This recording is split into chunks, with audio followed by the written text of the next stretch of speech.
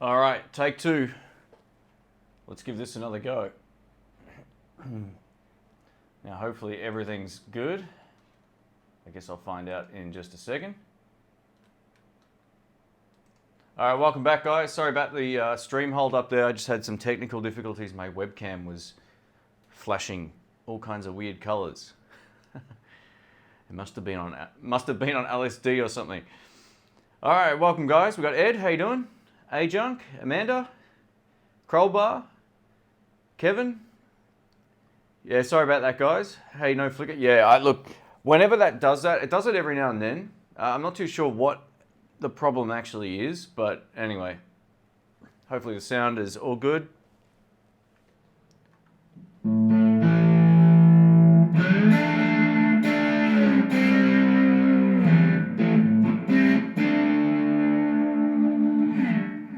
Jamal, welcome, mate. How are you? We got Brian, we got Todd, Jeff. Awesome, thanks, man. All right, welcome, guys. So, yeah, I'm using this new.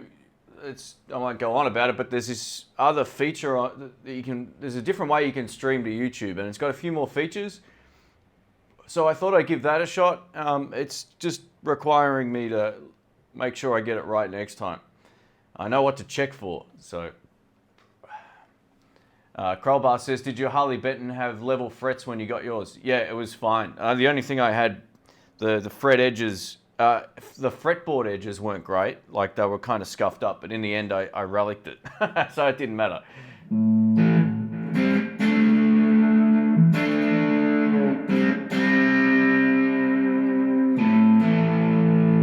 Started playing slide the other day. I've got a couple of slides. I ended up chopping some skin off my finger. It's healed up really, really well. So, yeah, I'll be good to play this weekend. But, yeah, I thought I'd get the slide out. I was feeling a little bit desperate to play, and I was like, oh, I'll give it a go. And, yeah, I've started to enjoy it. I'm starting to get a sense of how to see the fretboard a little more. We've got Michael from Mexico. How are you? Sonia, welcome.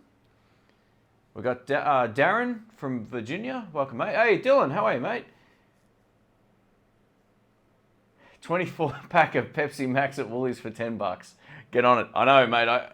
You know what the sad state of affairs is right now? I've got the 75 cents cola. Am I still playing the SX? I'm still using the Strat a little bit. I haven't been using the Tele at all. I've kind of been just using this. Oh, well, obviously, and my Fender.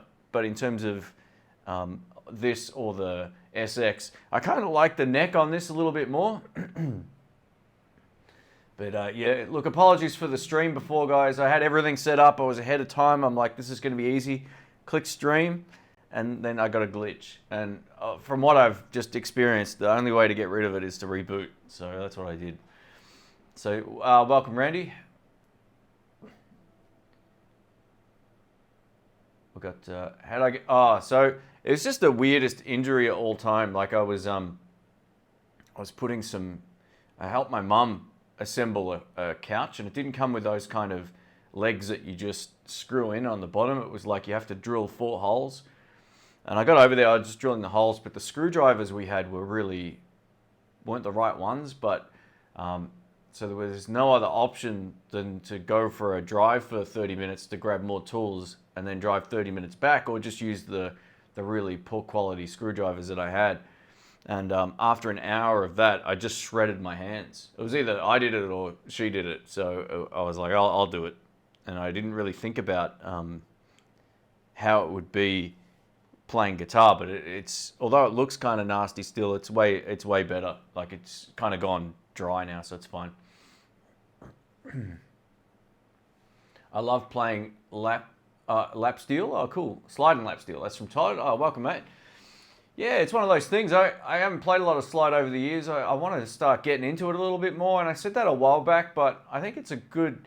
I dabbled with it the other day. I just played like a really simple groove in A, and I worked it out before I took the slide out and had a go, and it was just like a blues, like a...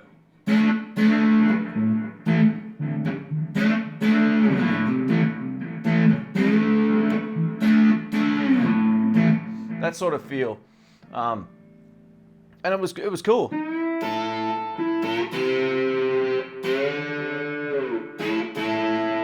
I'm like pretty much a beginner when it comes to slide guitar. I haven't done any of it really at all. There's a couple of sections where I've added a little bit of ambient slide to stuff, but I'm not very good at it. Drew's Drum Tracks, welcome mate. He says, do you really think a guitarist should be assembling furniture? Hey, that's a good point. No, is the easy answer. Yeah. So, yeah, we've got... Scotty says, hey Shane, when did you change back to the Joe Bardens from the MJS single coils on your Telecaster? It was, I'd probably say about 2 or 3 months maybe after I had the single coils back in there.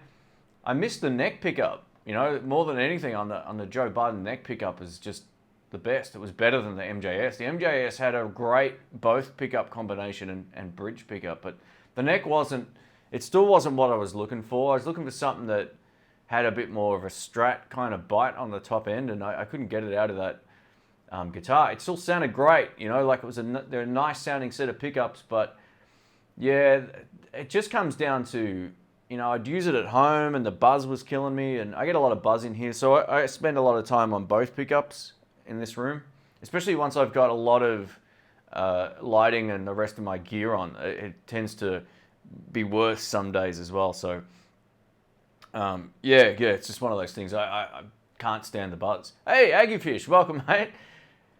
Telly looks so sick. Are you planning on doing any more relic vlogs? Nah, not for a while. If I do, I'll buy some power tools or use some power tools next time, because yeah, I remember how I pulled up after doing the back of this, you know. Actually, the part 2 of that was actually on Facebook. I didn't upload it to YouTube. How I got all the dirt kind of on it and all that kind of stuff. So before it had any of the sort of the darker bits in there, it didn't look as good. Well, it didn't look like it does now, let's just put it that way. But it was a good fun project. I enjoyed it. So welcome, mate. All right, I'm missing some chat here. Let me just pop this out again, as I always do. 77 here already. If you have any questions, feel free to let me know. We might swap some guitars and have a play around with a few different ones. I've got a few out at the moment, so we should be good. Let me just... Krollbar says he sucks at slide. Yeah, well, you know what? It's not the easiest thing to get your head around, because when you play normal guitar, like...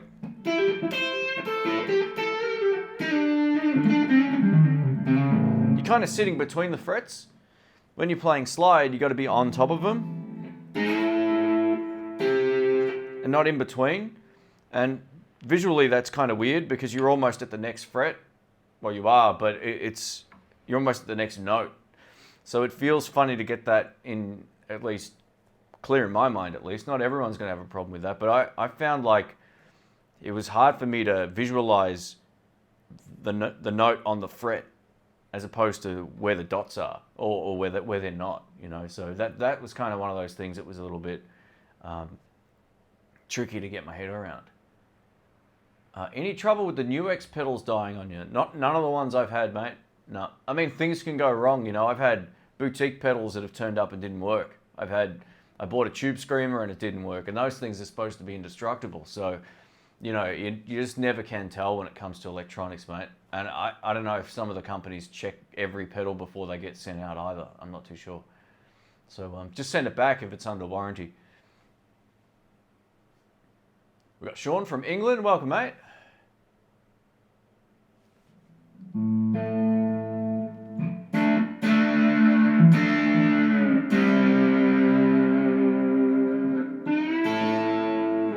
Hopefully the tone's all right tonight, or today, or tonight, wherever you live.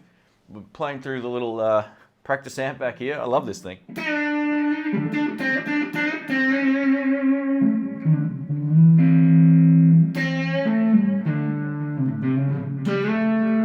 Amanda says, will it make Krollbar feel better if we call him Hunter? Let's do that. That'll be good.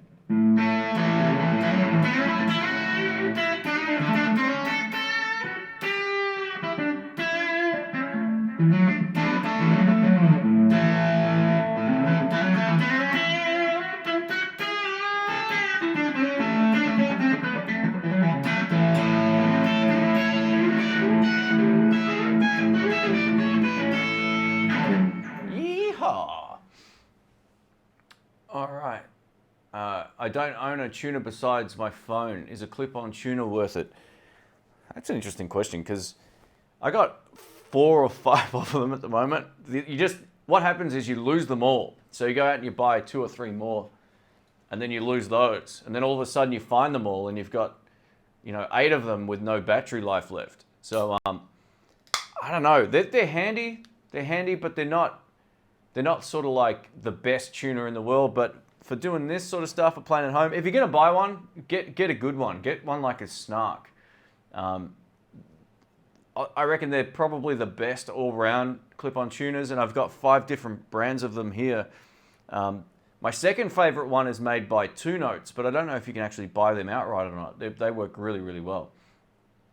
Hey, Michael B, thanks, man. He says, any experience with Fender licensed replacement necks?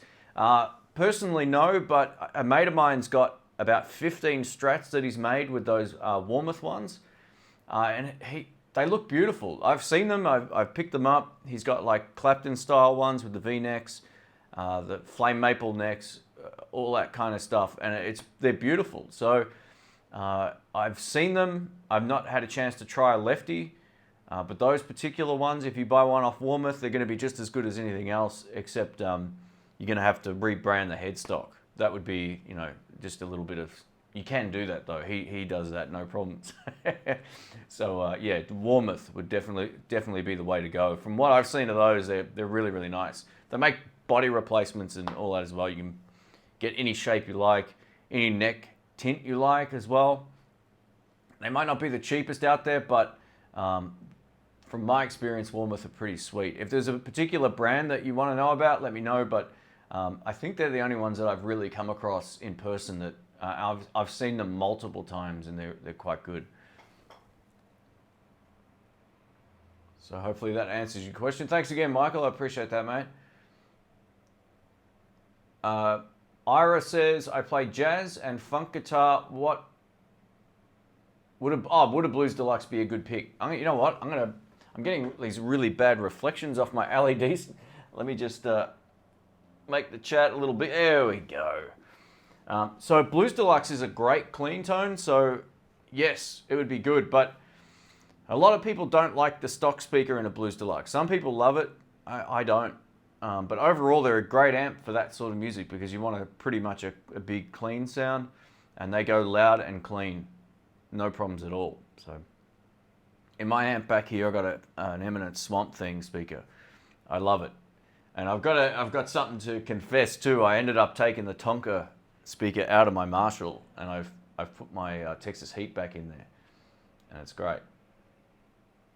Is it just a room mic we're hearing? So back behind here, I've actually got a mic on the amp. Where is it? Here. Oh, someone's at the door. Hang on a sec. I got a delivery.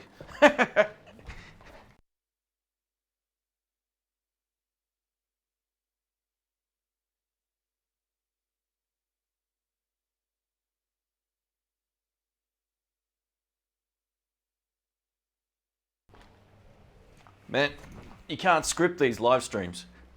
All right. So, there we go. Just got a delivery. I don't know what it is. Should we do a live unboxing?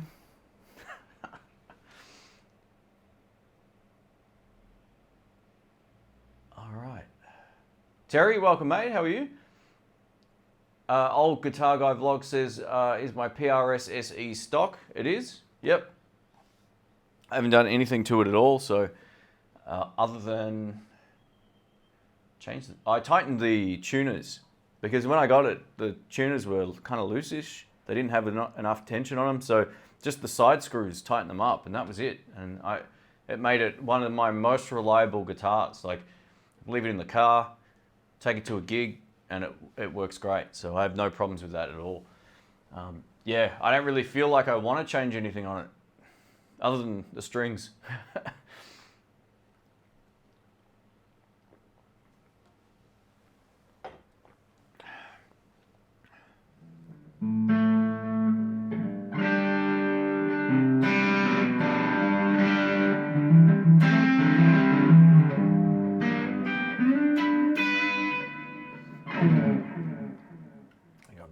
tune here.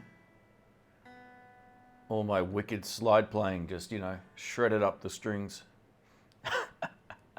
I suck so bad at slide, but I'm definitely going to mess around with it a little bit more. I'll force myself to maybe come up with a part on a couple of intro clips from time to time, and yeah, we'll see how we go with that.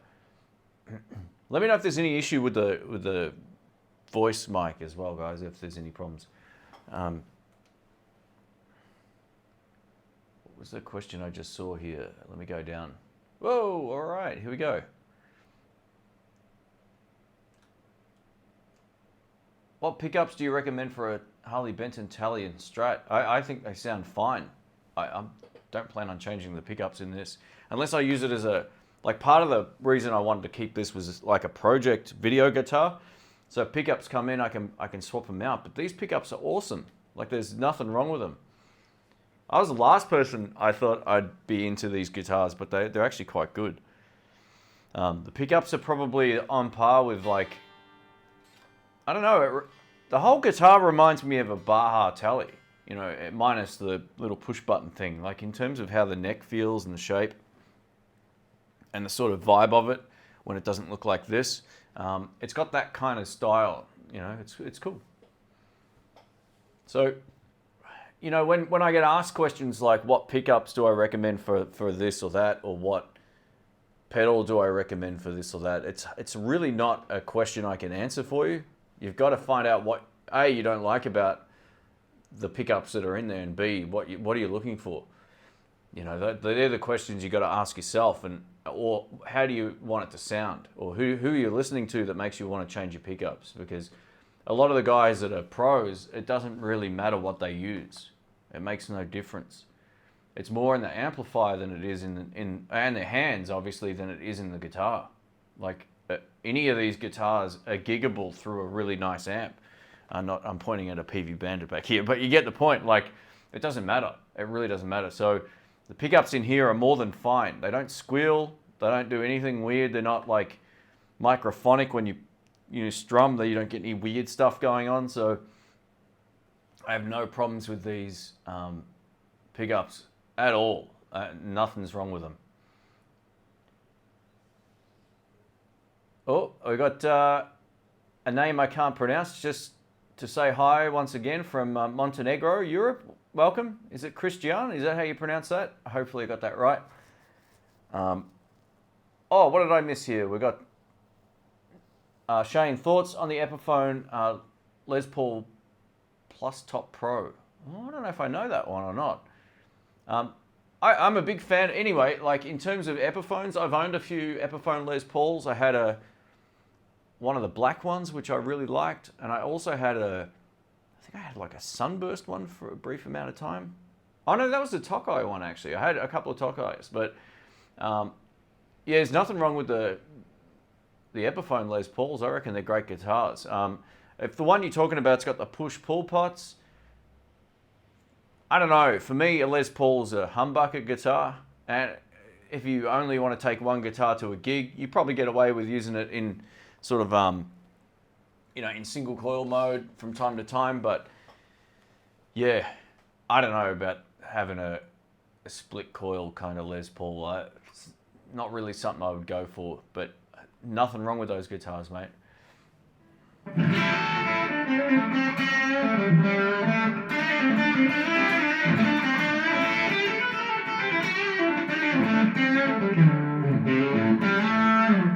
Marco's Images says, hi Shane, I'm thinking of the red, white and blues. Do you like it over your Swamp Thing? Thanks. Just different, mate. It's a little bit more like the Texas Heat speaker. It has a very, it has a darker kind of sound to it in a good way. It's a massive, it's got a really big sound. But yeah, it does attenuate the top end slightly, very similar to a Texas Heat.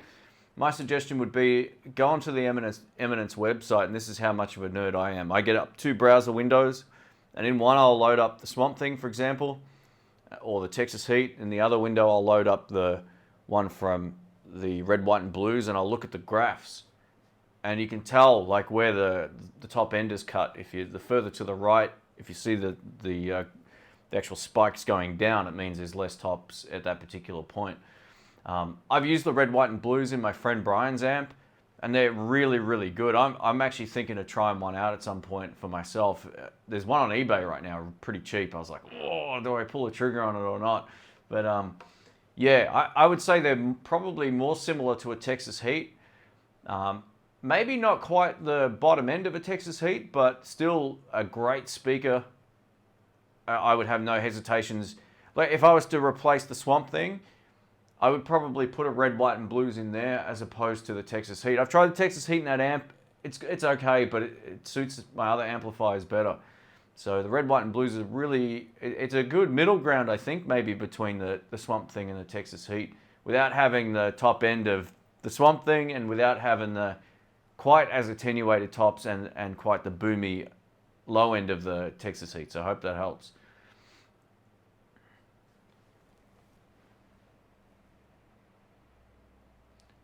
I must have missed something here. Amanda buying a guitar finally. Best power strip conditioner extension to gig with. You know what? I've never used any of those things before, mate. It's not something that...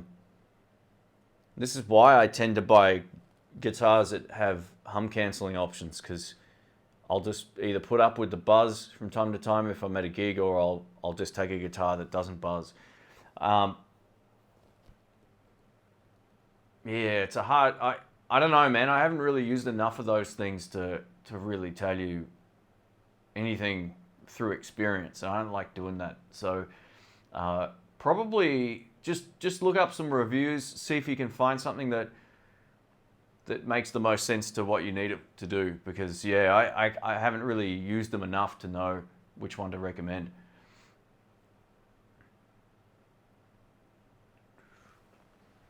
How much use is your Kemper getting? For a lot of people, it seems to be the last amp they ever buy. It's a good question. I use it mostly for doing like YouTube stuff and tracking guitar. Like whenever I'm, well, since I've had it, anytime I need to record electric guitar, I use it. It's just so much easier than having to set up all of this stuff, mic everything up, and then, you know, get the same sound essentially. Once you get it in the track, there's no difference. You can't hear a difference. And it feels good to play. The reason that's not the last amp I'll ever own is because it's passive. So there's no power amp in there. And I don't want to start taking that to gigs with a powered box. If I'm going to do that, I take an actual amplifier. I don't know why people really get into doing that a whole lot. I see it as a studio tool. I see it as something to record with. You can, of course, play it live into the PA system and all that stuff, but it's too expensive to sort of take to gigs and leave it around. I just wouldn't want to do that without at least buying a proper sort of road, even a road case. I did a video at MJ Guitars in Germany, and they had a box that they made, like a custom box for the Kemper. It makes it look like a guitar amp head. That would be the ideal thing for me if I was to ever take that out and plug it into a PA system. But yeah, there's a few things that stops me from wanting to use it live, because you really need the foot switch as well if you want to get the most out of it. And that's, in Australia, that's like $900. So it's just not an option for me. It's a amp replication tool I can use for doing guitar demos. And that said, today I'm using a $100 modeling amp back here, but I like the sound of it.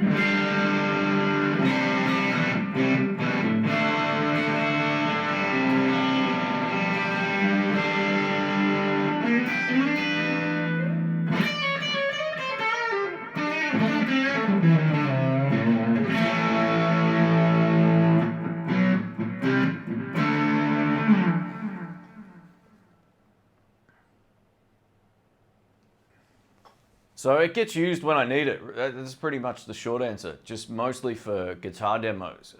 Like I said, I could always mic up an amp, but sometimes I don't have the luxury of being able to be loud. There might be other people around or whatever. So that Kemper's great for that kind of stuff. No, there's no delay in the chat. I think I'm just slow. I'm a little bit further up here.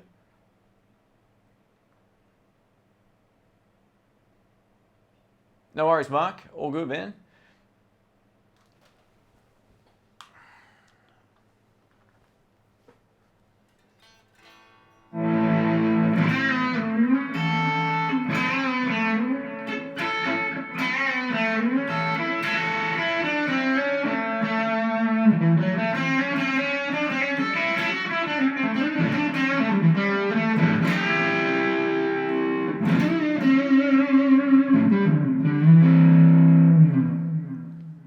Thanks, Terry.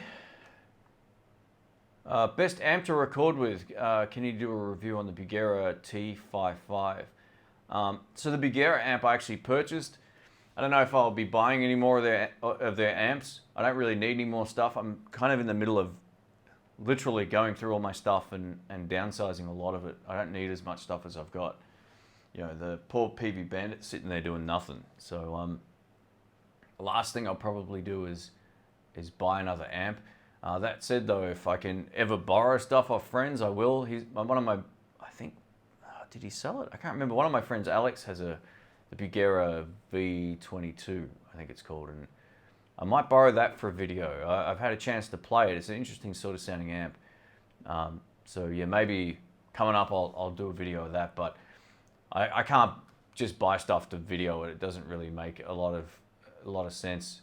And if I do buy stuff and then video it, it's stuff that I'm going to use. So, but I'll keep it in mind, mate. If I ever find a mate of mine that's got one, I'll borrow it.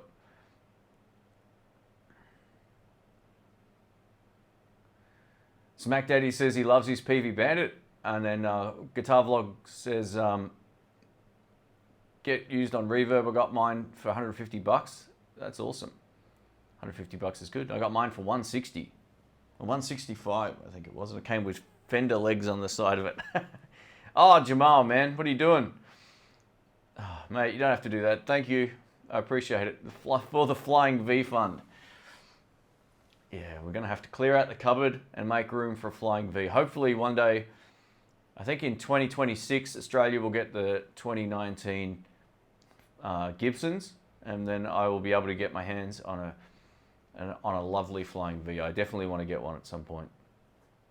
Even though I'm not the tallest guy in the world, then it will look ridiculous. I had one before, actually, and it was good fun. So Jamal, thanks, man. You don't, seriously, mate, you don't have to do that, but I do appreciate it. Thank you.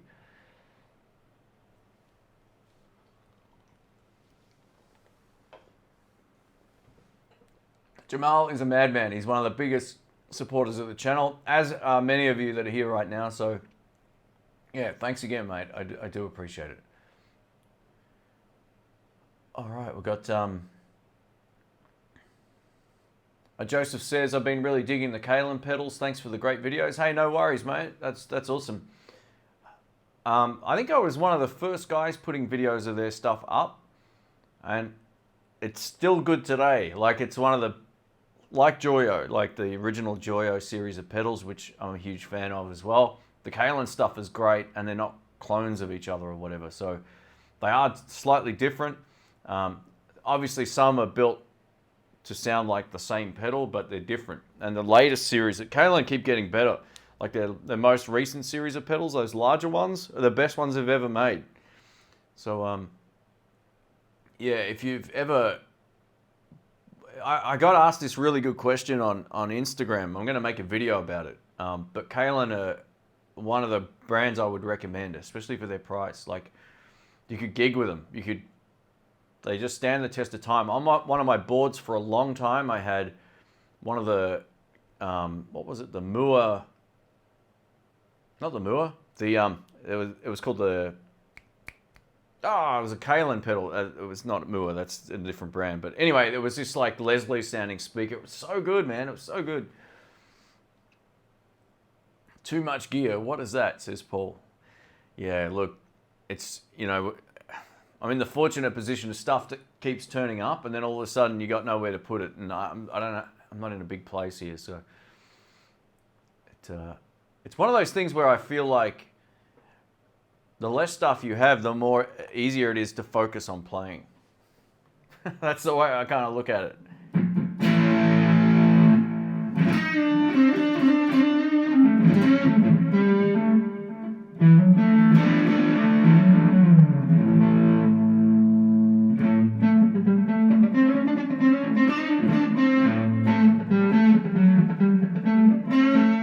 Oh yeah, sorry Cass. So we got a question. Can you hear what you have to say about stainless steel frets? Any difference in the sound or feel? No. People say, oh, they're way brighter. The reason they sound brighter is because they're clean, and you've got generally new strings once you put stainless steel frets on, because you obviously have to take the strings off, put new strings on, and then it sounds bright. But no, they don't sound any different. They're a much better fret. Get the 6105s. You'll never look back. You'll never wear them out. I don't care how much you play. I wore through, I've said this many times, my vintage frets on my Telecaster within a few years of playing it a lot and playing with intention, you know, like digging in. Stainless steel frets, they're perfect. That guitar's never going to wear out, at least not in terms of its frets. So I can highly recommend getting stainless steel 6105 frets in any guitar that you need refretted if you're going to keep the guitar long term. I would do it on a few other guitars. You know, if it ever came to a point where I needed to get a few more of them refretted, I would do exactly the same thing. So yeah, stainless steel frets definitely the way to go. They are more expensive because they basically kind of ruin the tools for the person putting them in to some extent. It'll wear through them, so they charge more. But it's definitely the best way to do it. Ben, hey Ben, how are you, man? He says, I heard there's a pedal company in AU that's making pedals based on the Bandit preamp. Have you ever heard about this? There was a company that made a PV transtube pedal, but I thought that was actually PV. I haven't heard anything sort of about that. No, that's cool.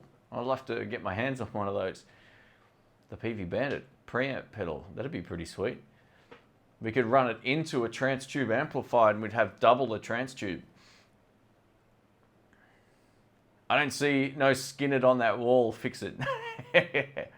So yeah, you could be right. I don't think there is. Yeah, I don't mind Lynyrd Skynyrd. I just don't, they're not probably in my top sort of 10 musical acts of all time, but I still, you know, I can appreciate them.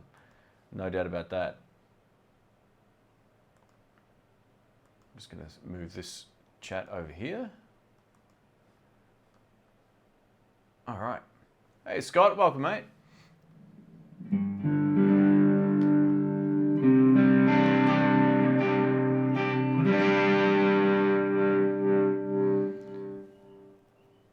MJ says, ever used Dunlop string cleaner? I used to be a finger ease guy for like 20 years, but Dunlop is a whole different level.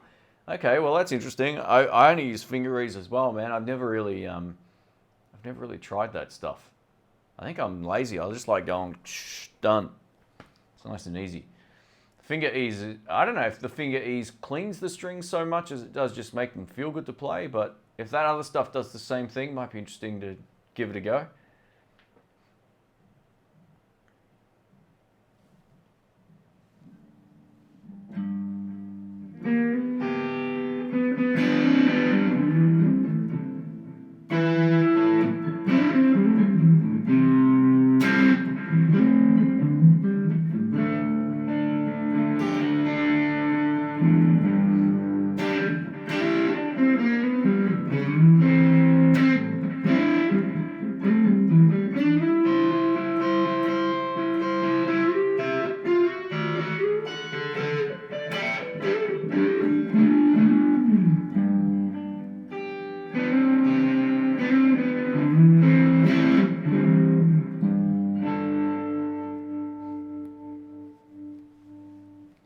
Pretty classic chord progression, used in many songs.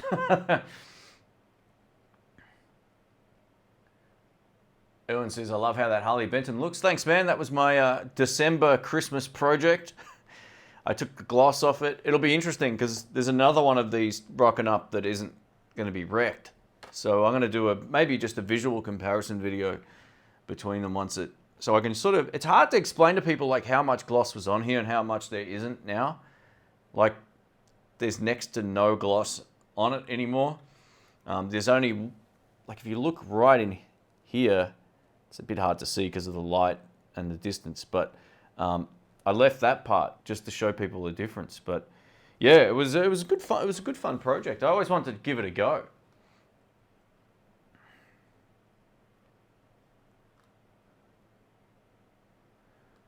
WC Field says we're missing 120 likes. Oh, wow. Oh, 153 people. All right, guys, let's see if we can get to 100. That's always a good round number. So we're up to 42. I'll keep an eye on it. If we make it to 100, I'll swap guitars.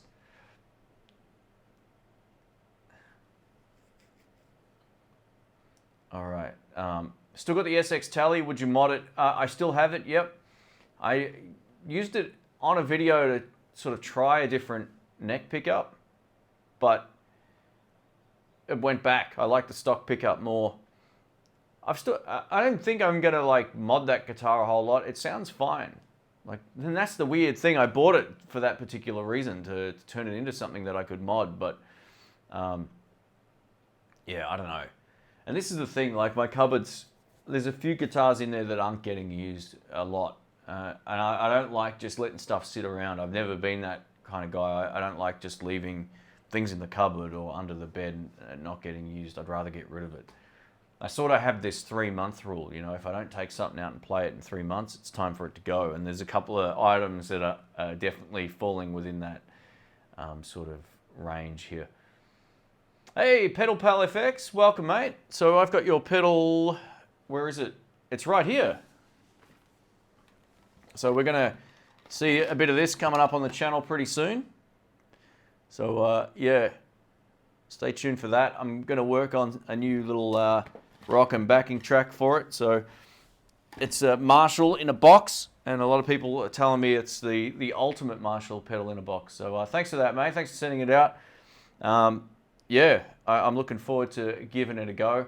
I know Tone King's already done a video on this. I'm sure a few people have seen that. I know Robert Baker's also a big fan of it. So it's one of the first times I've actually reached out to any company and said, hey, I'd love to try that, because I generally don't anymore bother.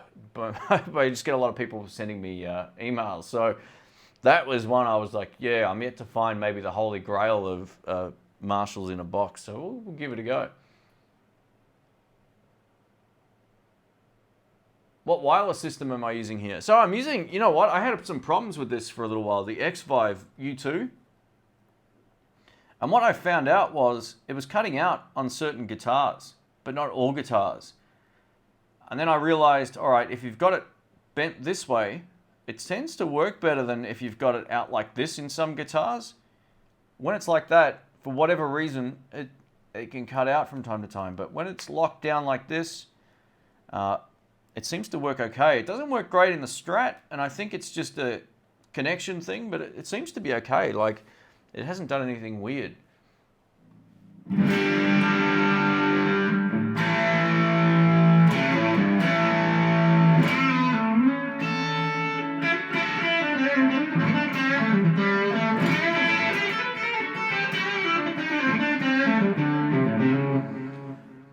Do I do my own amp biasing? I don't.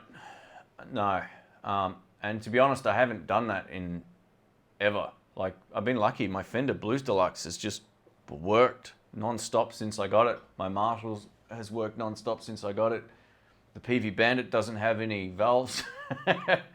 So, yeah, I haven't really had any issues with, you know, with that stuff. And the EL84 amps, you don't really need to bias them either. So it's one of those things I've never really had to mess with it too much. Anytime I really need the amp serviced, anytime I've had it serviced, it's been under warranty, so I just take it in and they fix it.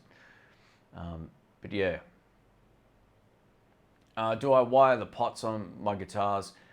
Yeah, so any of those kind of mods, I've replaced, like on my main Telecaster, not this one, but my Fender, I've rewired Emerson Pro pots in those. Any of the pickup changes I do all that stuff myself. I recently put a video up of $14 Strat pickups, and you could see me sort of doing all the work on that. So yeah, any of that stuff I've just learned over the years as well. I learned how to do a lot of that from.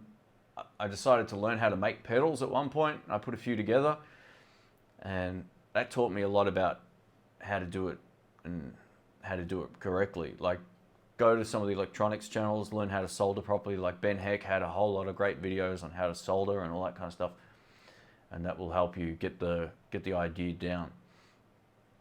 It's really not that hard, you know. If you're replacing pickups, you take one out at a time, take photos of where the wires went, and just put the new pickup in and put the wires back. So there's not a whole lot to it. There really isn't.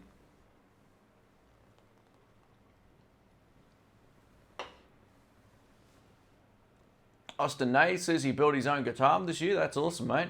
I'd love to do that at some point.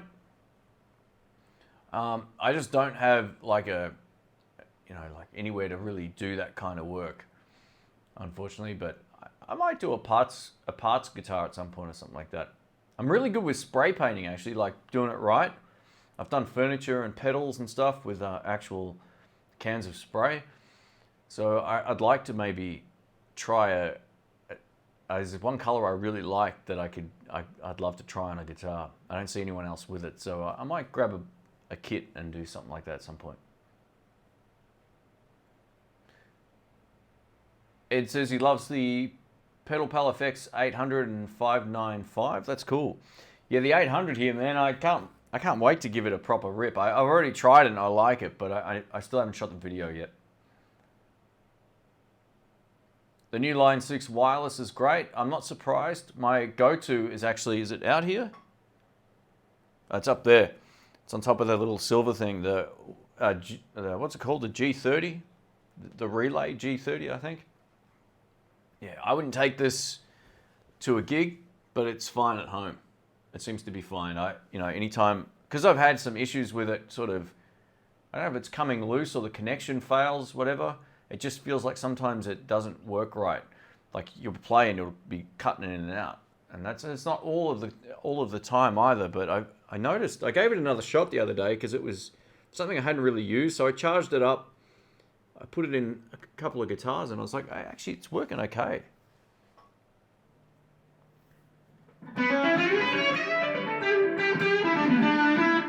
Still having trouble sort of flexing my middle finger a bit here, so the playing's a bit funny, but yeah.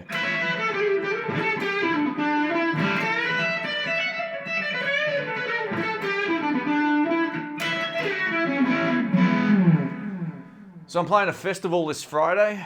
I'm going to try and bring at least one camera for that. We're doing a trio, so it'll be myself.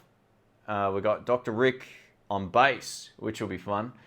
And I got Mark, who's part of the festival, playing drums. I wasn't supposed to be doing that gig this year, but it looks like our name got thrown down anyway. So yeah, I'm fingers crossed this heals up a bit better by then. But yeah, that'll be a fun little gig to share. If there's any good moments, I'll definitely be posting some clips. And I'm 100% taking my Marshall amp with me. I can't wait to give that I'll just crank it and rock out. No pedals other than a delay in the effects loop and a wah, and I'm sorted. I'll have that wireless kit we were just talking about before, the G30. Is it G30? I always get that confused. Yeah, it is. So this is the pedal part that sits on the ground. I bought this in 2010, and it still works great. The other part is just the part that clips onto your belt or goes in your pocket. Really great system. I reckon it actually works further than it's supposed to. Some people will tell you that, it says in the instructions like 90 feet, something like that, but I reckon it works further than that. Thanks, Steve.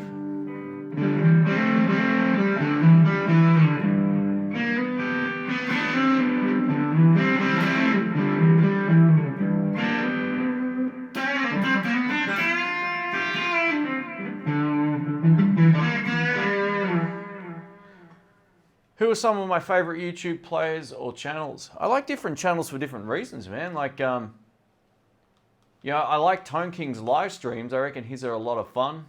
They're always sort of entertaining, and I don't know. I get good value out of sort of seeing his live streams. I always think they're fun. I mean, Robert Baker's probably one of the best players out there. He'd be high on my list of guys I like to watch play. Like he's a phenomenal player. You know what? I really don't watch a lot of gear channels anymore. Because I do it, I can't really sit there and watch a lot of that stuff. It's just like, it's too much for me to sit there and watch more guitar channels. In terms of just like gear centric ones, I have a hard time sort of doing that these days. I follow, I guess, a few, like, I follow Fender. I'm just going through my list here. Let me go through here. Oh, Steve from Boston, obviously. Dave Simpson, I like his channel as well. I don't watch all of his videos, not for any other reason than I don't have time to watch them, but I follow his channel a bit. And I have for many years, actually, as well. You know, I follow a lot of guitar channels that I just don't watch many videos of anymore. And it's just the way that it is. Daryl Braun Guitar is another one. He's a nice guy. I don't watch all of his videos either. You know, for me, like, I'm looking for... I think what I'm looking for in a channel is different to what a lot of channels are giving out. And probably also from what I'm giving out a lot of the time on videos as well. Like, I'm looking for stuff that will... This is the one problem with YouTube. Not enough stuff in the live context. You know, everyone's a bedroom player. And that can be fine because there's a lot of people that are only bedroom players. But a lot of the stuff I'm looking for isn't really like comparisons between stuff or just how does it sound at home. Like, I want to know how something works out in the real world. And you know, I enjoy channels even like Eminence. You know, they do. I love, if I'm looking for speakers, they sort of get those videos right. But I don't really watch that many channels anymore. I actually unsubscribed from probably like 20 of them because I just don't have time to, or they're not the style of player that I really want to listen to. You know, it might be great guys, and I'm probably friends with most of them as well, but you know, the style of guitar playing doesn't capture my imagination either. So most of the players that I listen to are really good players first, and then second with the rest of the stuff. And that's kind of what I find I enjoy more. I don't enjoy overly long discussions about just... I like videos that are go somewhere and have a point, or they're just playing centric ones. And also some of the lesson channels too. I was learning some of these Knopfler licks the other day. So let's see if I can still play it. It's you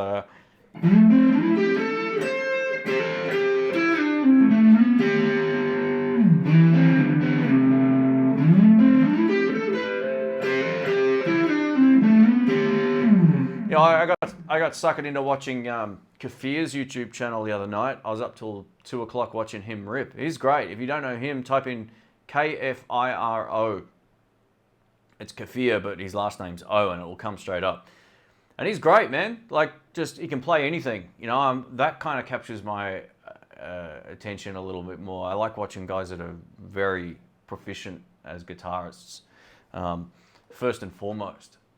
And you know, and not just people who talk about it but don't actually do it. I get it. I don't get a kick out of that at all. I see too much of that on YouTube. You know, people giving out opinions on stuff that haven't ever taken it out and used it live. I think that's doing a disservice. And obviously, I like Andy Martin as well. He's just a great guy. If I ever need to find a pedal, I'll look up one of his videos, or Berg's as well. You know, I find myself watching his channel as well because he's great. He lives not far from me, and you know, if you want a quick, reliable video, his stuff's great. But I don't get sucked into like the hype around stuff either. I've seen that so many times. You know, like I said, when I bought my DSL, everyone's telling me to buy the Origin amps, and then everyone heard the Origin amps and they're like, oh, you made the right choice. I'm like, don't believe the hype. There's too much of that.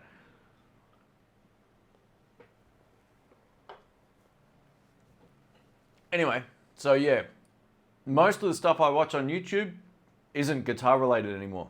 I just can't produce videos all the time about it and then sit there and watch a lot of it. I just really can't do that too much anymore. Robert Baker rocks. Yeah, he's a great guy too, man. Lovely dude. No doubt about it. And that's why, like, on the channel, you've seen a shift. Like, not all of the stuff is just gear demos. And it's been going that way for a while, but the last few months especially, I've been doing other kinds of stuff.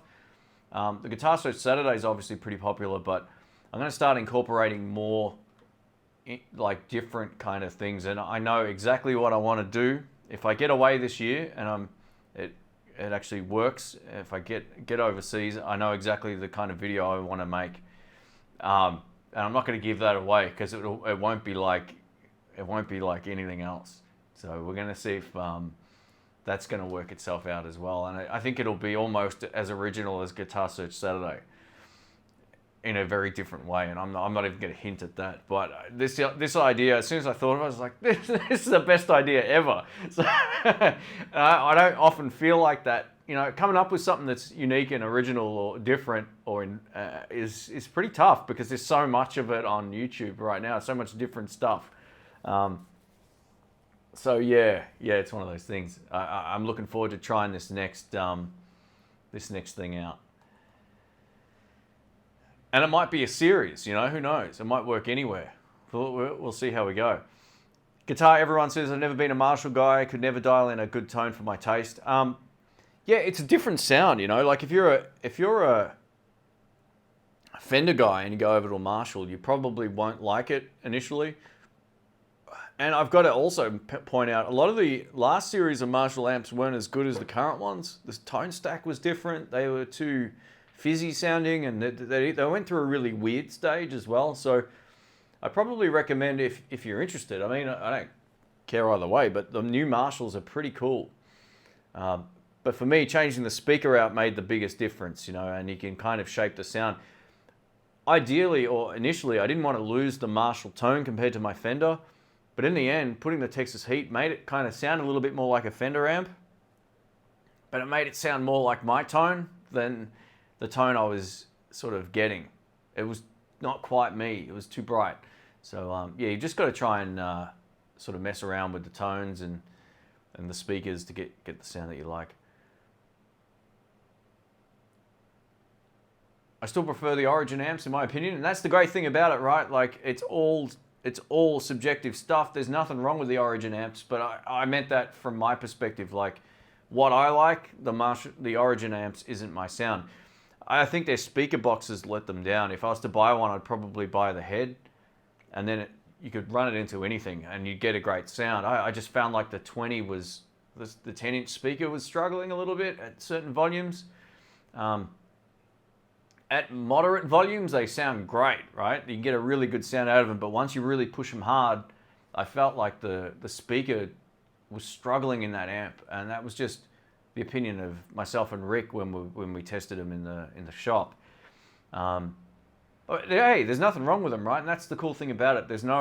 What I like isn't what everyone needs to like, and vice versa. And that's why, like I said earlier, when people say you need to get this, you don't buy that. You need this. You know, don't listen to any of that crap. Just trust your own ear. That's the best thing about it. Have I tried the Hartman flanger? I haven't. No. I've never heard of Hartman actually. So yeah, I don't think so.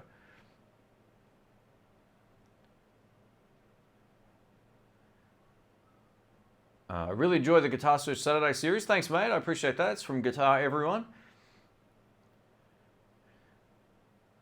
Shane, do you know anyone who played a Fender-style guitar with humbuckers and a Gibson conversion scale neck? Did it sound like a Gibson, or did it still sound like a Fender guitar? The only guy I can think of off the top of my head that's well known is Michael Burks. He played like a Strat with EMGs. It didn't sound like a Strat. It sounded like something else. So you could probably find Michael Burks on YouTube, and you definitely will be able to, and see if you can find him playing Strat. The EMG loaded one. So it's on the front of one of his albums as well. I don't know about the neck though. I do know a guy who he had a Strat with a Gibson scale neck, and it still sounded like a Strat, but it didn't have humbuckers.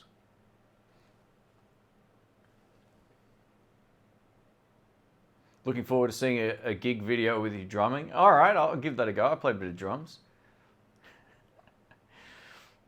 One time I had to sing and play drums because there was no drummer. It wasn't good. It wasn't easy. It was all kinds of bad.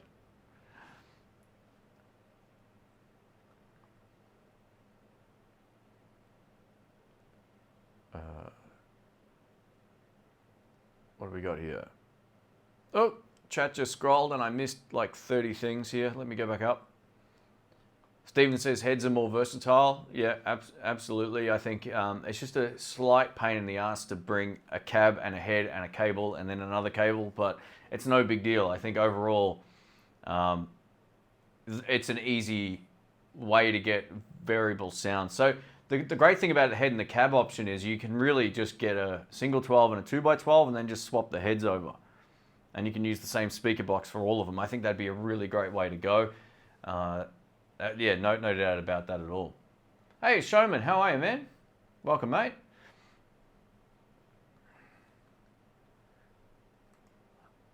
Showman's been around for a long time on the channel, so thanks for the support, mate.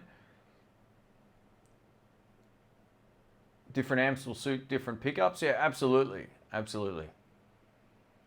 Are you going after Bonomass's collection? No, I'm not much of a gear hoarder, you know, like I got carried away there for a while, but overall I don't like to just hold on to stuff for no reason, just to put it in the back.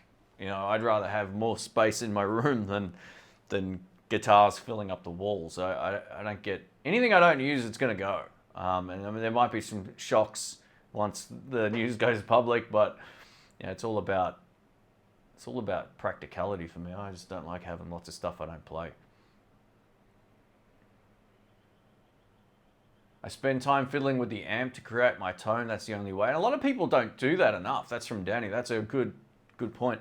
You know, back before I started the whole pedals thing, I had a Yorkville Trainer. It's a Canadian-made amp, the YCV40. It had a 12-inch Celestion. It wasn't a 7080. It was something else. I can't remember what it was, but it was a good amp. And that was before the whole going through the Tube Screamer phase. And I remember dialing in my sound with a comparison video on my TV. Oh, it's coming through speakers, but I was listening to tone and I was trying my best to dial in, you know, the best sound I could to represent the tone I was hearing through the album or through the live DVD. And that's how I got my sound, was like trying to get it to sound as close to that just by using the amp. And once you know, listening back, it's not very dissimilar to my tone now, and that's the crazy thing. So if you can get an amp that's versatile enough, you can definitely get great tones out of it without having to, you know, just all of a sudden think, oh, I need a pedal, because you don't. If you can play okay, you can get away with almost anything. Is it Egg? I don't know how to pronounce your name, man. Egrigan. Sorry, man. Maybe spell that phonetically so I know exactly how to say it. Have I ever done a Warmouth build ever? I haven't. No, I was just talking about that before. It might be something on the cards. Oh, Cheddar, what are you doing, mate? Pepsi Max Fund. All right, it's going to happen. I'll tell you what, guys. That's was that 1 or 2 Pepsi Max funds? So they're $10 for a box of them up the road. So I'm going to go up after this in the car and get one. There we go. Done. Thanks, mate. I appreciate that. That's funny. We're gonna, yeah. I'm out of Pepsi Max. I showed everybody this before. I got the poor man's cola.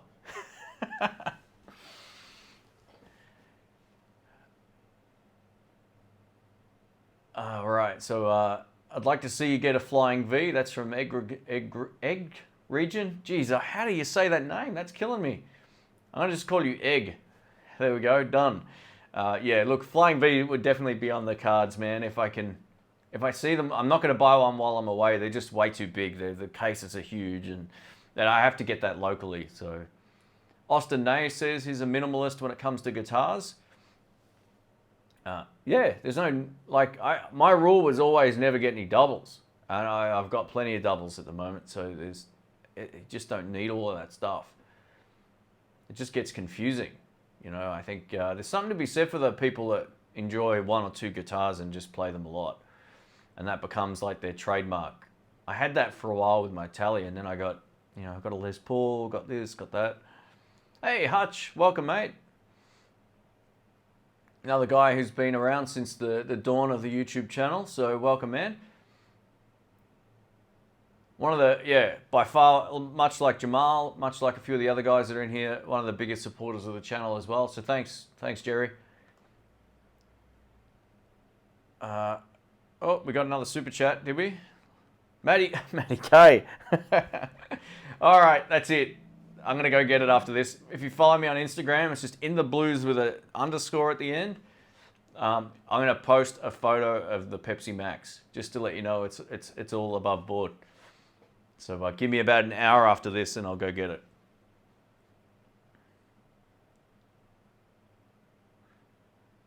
Yeah, I want to know why Cheddar Kung Pao's name is Cheddar Kung Pao. Oh, that's one thing I need to ask him. I never thought to ask.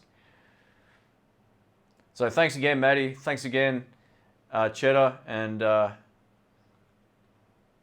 sorry, who did the last super chat? I'm losing my mind. Anyway, thanks, guys. I do appreciate it. It does come up here in another list, but I can't see it for some reason. Anyway, it's all good.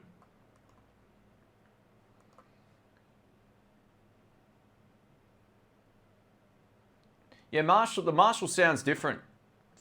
And it's a great tone, but if you're going to go over to a Marshall, you need to turn them up. You can't get a great tone at low volume. You got to crank them. Even with my DSL 40, it doesn't sound good at low volumes. You got to turn it up. Get the masters all the way up. Get the channel volumes up to about 1 o'clock.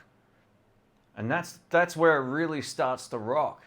You don't get a great tone at a lower volume. If you're in the shop and you're playing quietly and you're tinkering, you're not going to get as nice a sound as what a Fender will give you, for example, at least, you know, in comparison. But once you crank them up, it's not even close. I said this to Rick. He played my DSL 40 and he knows all the rock licks. I swear I've never heard him sound better through any other amp than the DSL 40 for that particular sound. It was epic. Oh man, we got guys, what's going on here? You don't have to do these super chats. This is insane.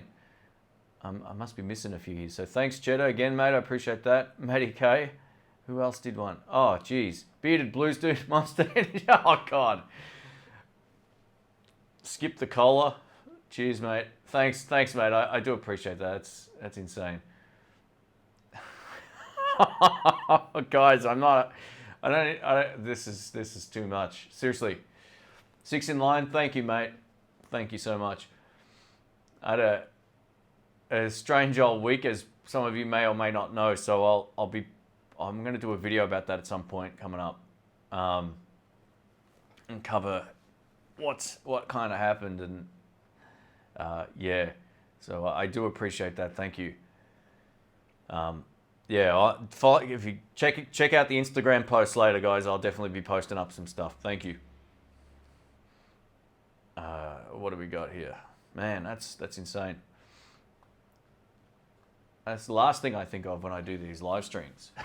Really, it's not like, yeah. I like to try to do these every week. I didn't get to do one last week. I was way too, after one of my income streams died, I had to try to fix that, and that was something that is still not fixed. That's the short version of what happened last week, and that's why I couldn't do the stream last week either. I was up till 7 a.m. the following morning trying to get that back online, and I can't. So, yeah. So thank you for the support, guys. I really appreciate it. All these super chats for liquids. Oh, yeah, you're right, Terry. I can imagine someone who's new to the channel, everyone's like, Pepsi Max one, what the hell's that? I'll tell you what. Let's change guitars. Let's do it. I got two. I've got the red one back here, which is the Pure Salem Mendiola, and I've got the Little Crow Corvino. So let me know in the comments, and I'll swap it over.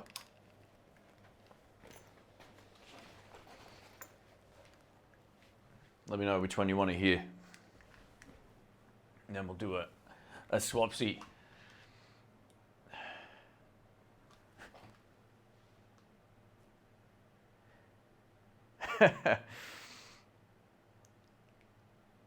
Kotzen was using a Marshall hand-wired 20-watt cranked when I saw him in 2010. Awesome sound. Yeah, it is. Yeah, that's exactly what I was saying before.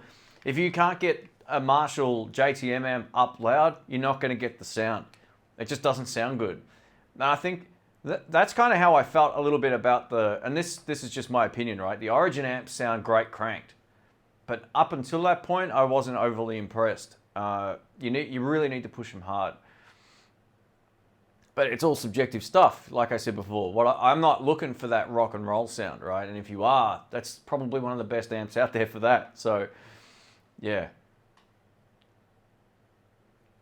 What I play, it's kind of sort of like a mix of blues and sort of funk and rootsy sort of stuff. Oh, Landon, man. Coke cherry for life. We don't have Coke Zero cherry in Australia. I think we have we got this orange one now, Coke Zero orange or something, or peach. It's like what are they thinking? But thanks, man. It's crazy. Yeah, man. All right, guys. No more of the super chats. I appreciate it, but I start feeling guilty if there's too many donations to the channel. So thank you. Guys are crazy. I want to try the Coca-Cola orange vanilla. Oh, maybe that's what it is. Yeah, I've definitely seen an orange one up the street here. All right, so which guitar are we swapping over to, guys? What are we? Little Crow. All right, Little Crow. All right, looks like it's Little Crow. Let's do it. So this is with the new neck. This is the almost baseball bat neck. All right, I think we're in tune. This is great. I'm thinking of taking this to the festival this weekend. I've been dying to sort of give this a good play.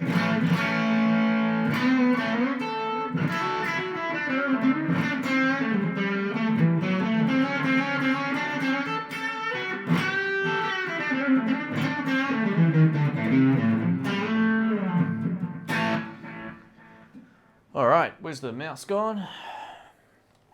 Danny says, I love the Guitar Search in the USA. Best place to shop for gear. Yeah, it's pretty cool. You know, the European ones are great as well. I got one more video coming up from Germany, which will be the biggest shop I've ever seen in my life. So stay tuned for that. That won't be, I had planned on that going up this weekend, but I don't know if it's gonna happen or not. Well, it might be the following weekend. CC Music, welcome. How you doing? Scott Whitaker says Little Crow. Oh, okay, so everyone's saying Little Crow. That's cool. Pure Salem. Go. Yeah, all right, Little Crow wins. Artist 50. Actually, the Artist 58's in my lounge room at the moment. Hang on. Did I miss another super chat here? Todd. Mate. Thanks, mate. That's great. All right, no more, guys. That's enough. Thank you. Like I said, I do appreciate it. No Coke Zero Cherry. No, we don't have any of those flavors. We tried it briefly and then they got rid of it.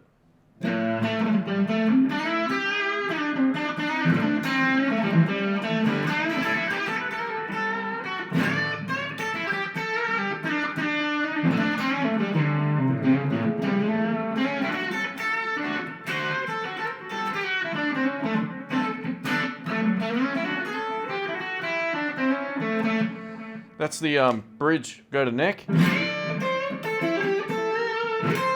Woo!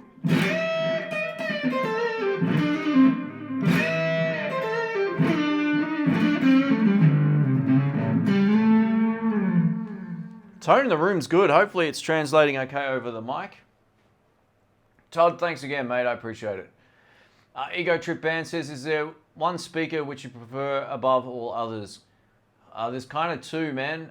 The Swamp Thing for Fender type of sounds. It's just a great... That would probably be my all-time favorite, as well as the Texas Heat. You know, I bought a Tonka speaker, and I tried to get used to it, but it was too heavy and it was too loud. I found it made my amp way louder than I needed it at the same volume I'd run any of my other speakers at, which is good for some amps, right? You've got a Blues Junior, you put a Tonka in there, it's mighty. But... yeah, it was just too heavy in the Marshall. Every time I pick it up, I'd be like, oh, I don't want to take this because it's just too heavy. So I'd probably say the Swamp Thing speaker is still my favorite. you've got to re-EQ your amp a little bit when you put one in, just because where you're used to having the bass, middle, and treble, you're going to have to change it up a little bit. But yeah, that would probably be at least my two favorite.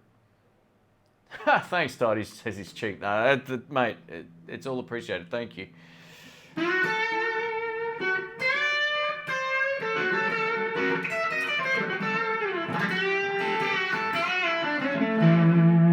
Hey, Janice, how are you?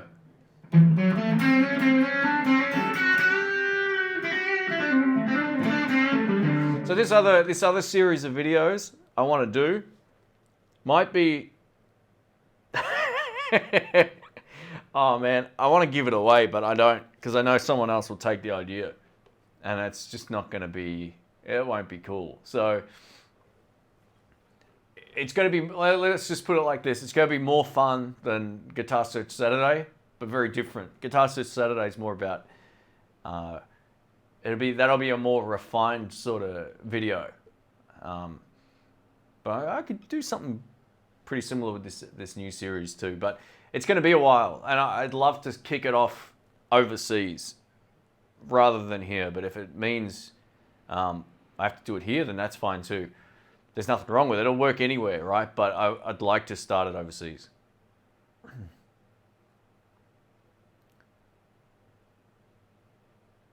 Somebody give me a Violet Crumble.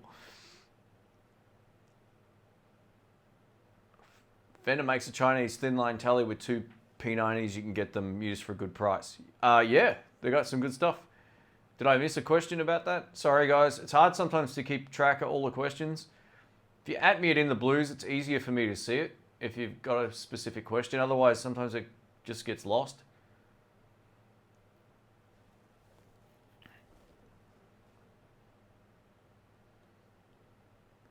Hey, Tone Pilot, thanks, man. Says, how about a tube amp review once a week? Tubes Day. Hey, that's pretty cool. I would run out of amps pretty quick with my collection, but you know, I know I've got a lot of friends who have a lot of really great amps as well, so maybe we can get them involved and do like what we did with Tally Tuesday, get Rick and a few of the other guys on board with that. So that'd be a cool idea. Actually, now that the channel's sort of gotten better and, you know, at least over the last sort of 4 or 5 years or whatever, I'd like to revisit some of the amps that I've reviewed back in the day, like the Blues Deluxe hasn't had a decent review in like 8 years, maybe. I don't even know if I did a review of this when I bought it. I think I already had done 2 or 3 videos on it back in the day. So I would like to actually revisit a few of these amps and do that. So that might be something I can do. As of right now, I've only got 3 amps and 3 valve amps. I've got the Artist Tweed Tone, which the video just went up. I've got the Fender Blues Deluxe and also the Marshall. Actually, I've got a valve head as well, which is the Harley Benton one. But these are videos that have been pretty recent as well. So yeah, I don't want to keep redoing the same things too soon. But maybe I'll see what I can do. Rick's got a lot of stuff we haven't actually put on the channel either. So that might be kind of fun. Hey, we made it to 100 likes. Thanks everybody. I appreciate that.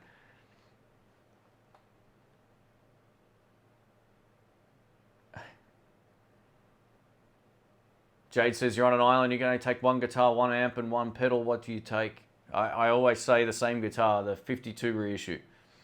You know, I sort of covered some of that in my gear rundown video I did, because that's like one of my most commonly asked questions, you know, what guitar would I take? It also sometimes depends on my mood, but I'd probably take a tuner pedal and my Marshall.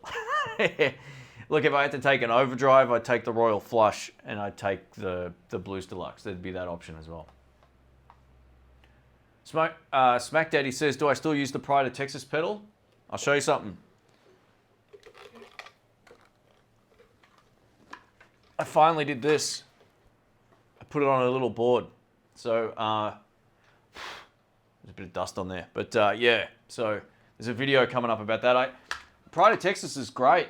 It wasn't getting used because it was in the cupboard with the rest of the stuff I don't use. So I decided to put them out, and they'll be featured on videos that I think might suit those kind of pedals, like guitars that aren't, like stuff that complements each other. Like maybe the people that are buying Dan Electro stuff won't be spending several $1,000s on a guitar. They'll be using them on guitars that are between this and that price point.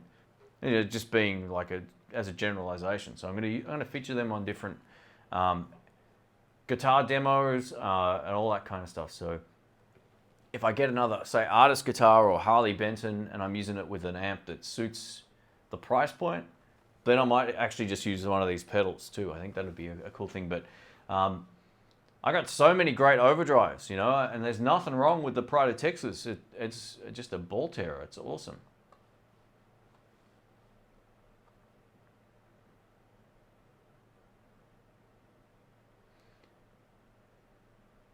Thanks, Kyoki. Is that how you pronounce it? Thank you. Yeah, we've got to get more. Tone King was supposed to email everybody and say, "Hey, we're going to be doing one soon," but he never did. So I'll have to shoot him a text message.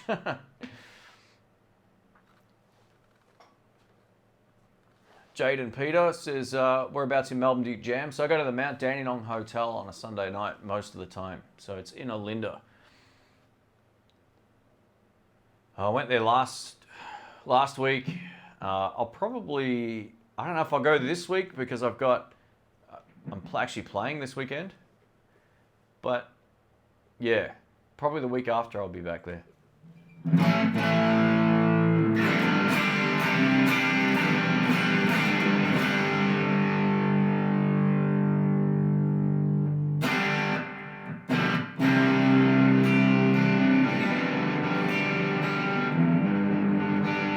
Slightly out of tune.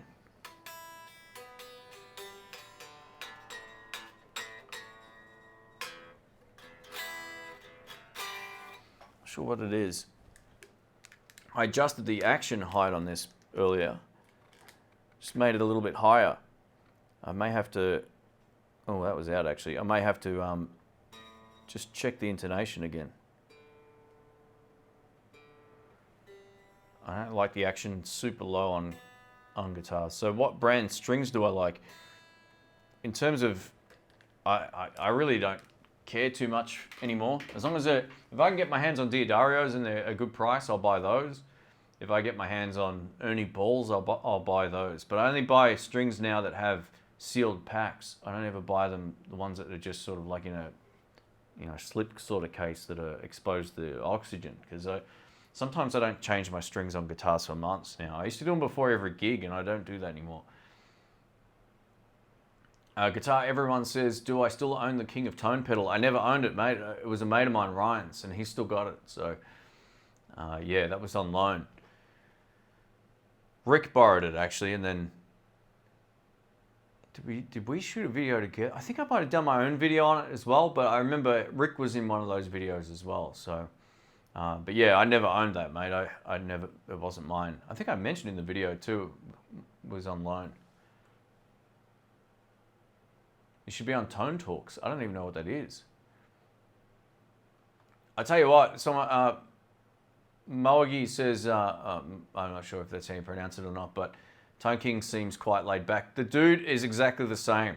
You meet him, he's exactly the same as how you see him on his YouTube channel and the live streams. That's exactly how he is. He's exactly the same. So yeah, he's a lovely dude. And YouTube's not what he does full time either, right? So he's been able to kind of build up a huge channel, and he was a gear collector long before YouTube, and he'll be doing that long after it as well. So it's not just for YouTube, the stuff that he gets. Obviously some of it is, but he's been collecting for years. He's a lovely dude.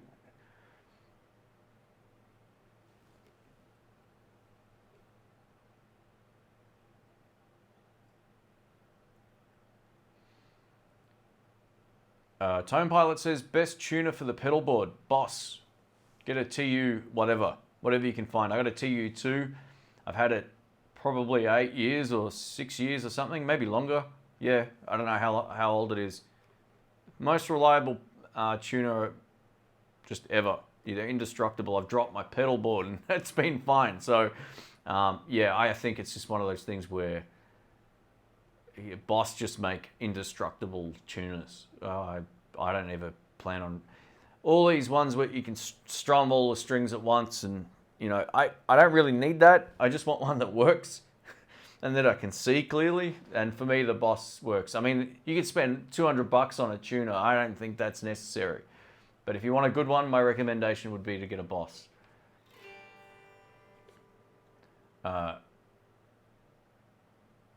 A64 T-Bird says, I'm not sure if the first word is what you meant to say there, but I think it's supposed to be did. Did you pay attention to the YouTube algorithm? Did you see the recommendations? I'm not sure exactly what you mean, but they're changing that all the time. It's just one of those things. Yeah, like every week they're changing the algorithm, or more. Maybe a few times a week they're refining it and changing it and all that kind of stuff. If you got a specific question though, let me know. I know a bit about that sort of stuff.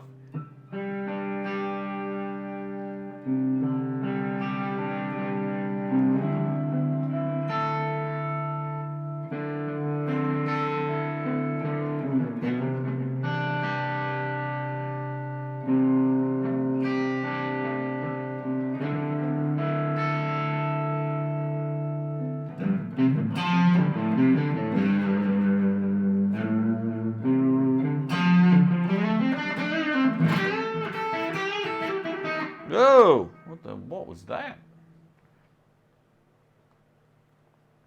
Let me just scroll back up here. Tone Talks is with Dave Friedman, another dude. Oh, okay, cool. Yeah, it's something I'm familiar with. So, yeah, I don't know if they want me on now. I'd be happy to join. Yeah, someone just mentioned Nick in the States. I haven't seen him for quite a while. I should email him, actually, just to see if he's doing all right. Hey, Kenneth Russell, welcome, man. We did a podcast a number of years ago together. We did a discussion about a few things. It was some good videos. Zach, welcome, mate. Sorry if I didn't say hi before. I just saw your name pop up. T2 since 2004. Sorry, solid. That's from Lando. Yeah, they're great tuners, man. I've had no problems with mine at all. Best hollow body left-handed guitar. Yeah, I mean, these are sort of questions only you can answer. Like, what do you like? That's the best one. I mean, I love my Tokai. I think it's got a block down the middle, but it's a great sounding guitar. Like, it just depends on. These are questions I can't answer. Like, I don't know the price range. It all comes down to these variables too.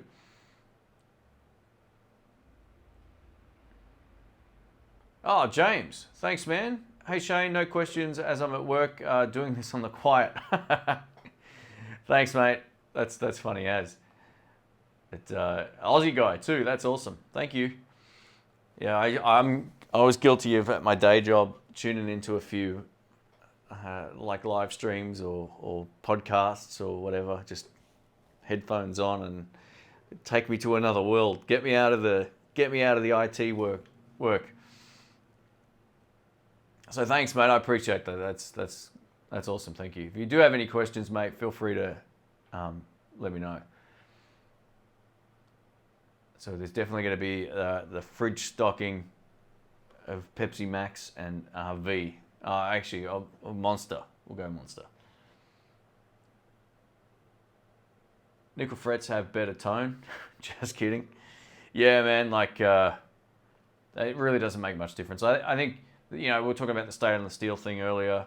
I think in terms of they sound brighter straight away because of the new strings and the clean frets, but there's no difference in the tone.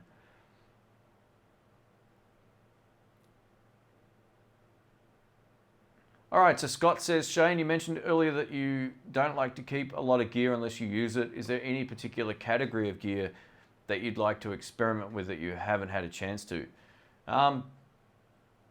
Yeah, there's definitely some brands I'd like to try, and it might shock a few people, but I'd actually like to try some of the Ibanez guitars. I think every time I do a Guitar Search Saturday and I see them, I'm like, man, these look beautiful. They really look good. LTD's another brand I'd like to try some stuff for.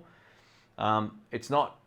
I sometimes see lefties, but I haven't really sat down and played them properly. In terms of amps, I'd probably like to try.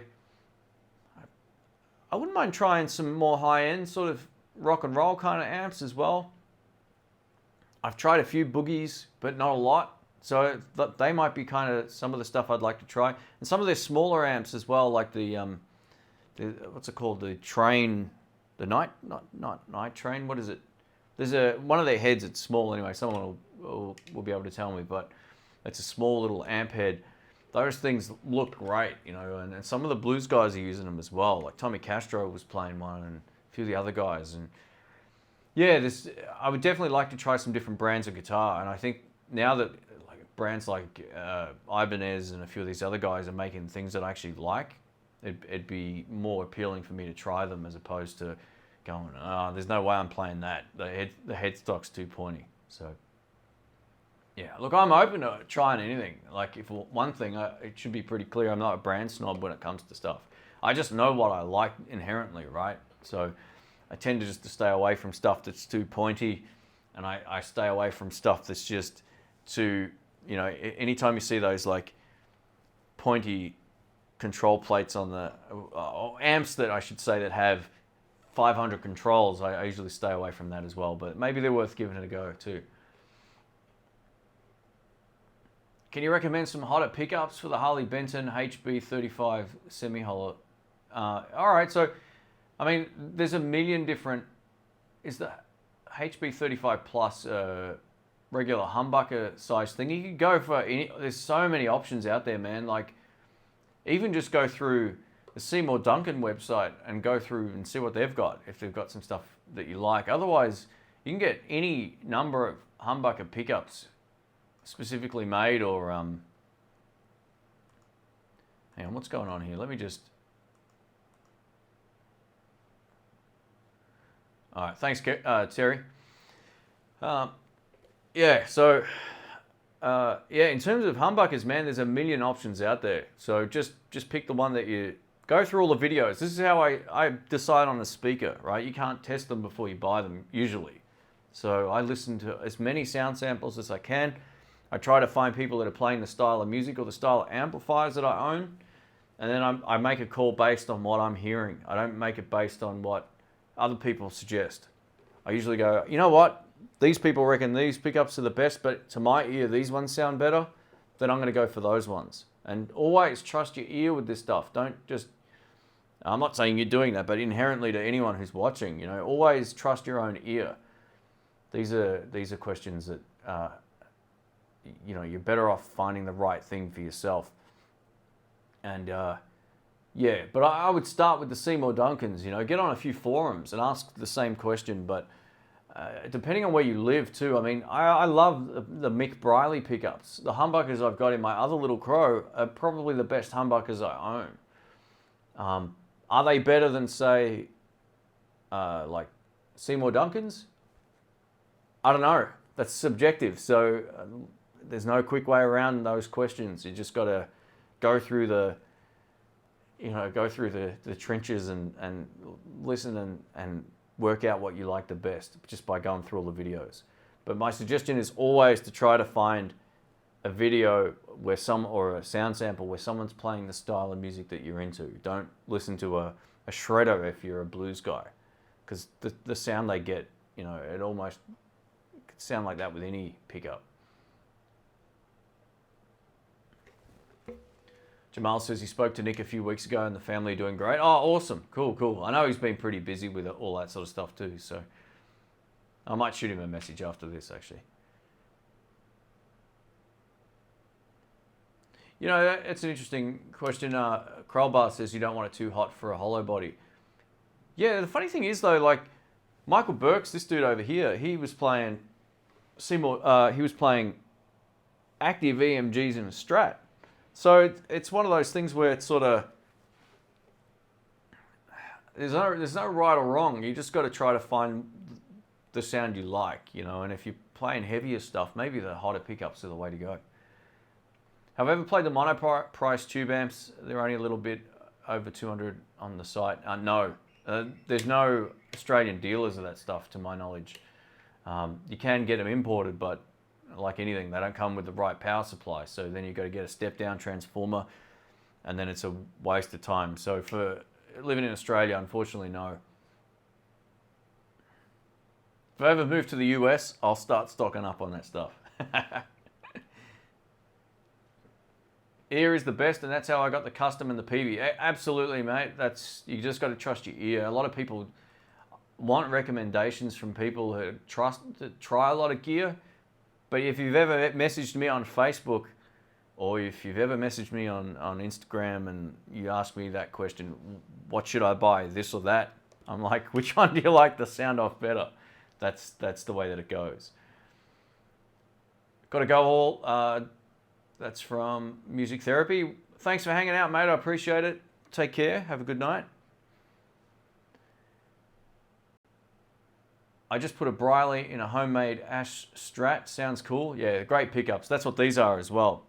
This is one of the only combinations of mini humbucker and Tally bridge pickup where the volumes are pretty much the same. You know, they're matched. Had my tone off. Let's try that again. Much better. So the output's pretty much exactly the same.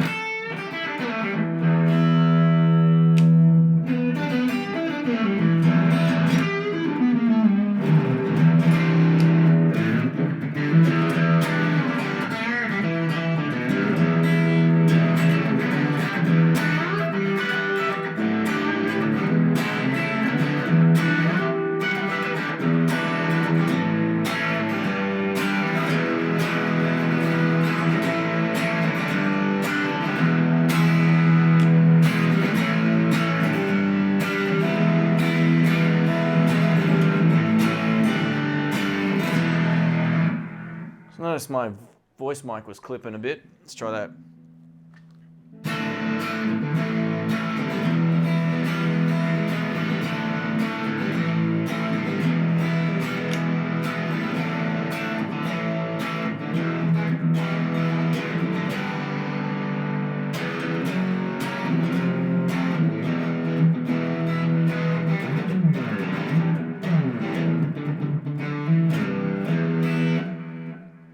Oh, wow.